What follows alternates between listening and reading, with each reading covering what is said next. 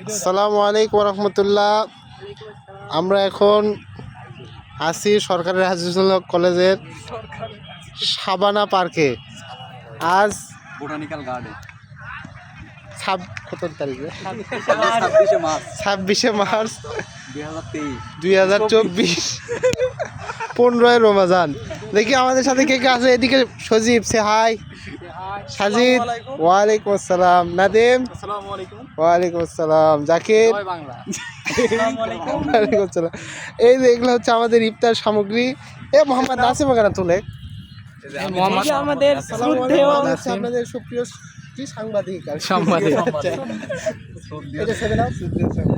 কি আমাদের আইটেম সেগুলো একটু দেখাও। 7 আপটা দেখা। আচ্ছা, আমরা একটু আশেপাশের দৃশ্যগুলো দেখি।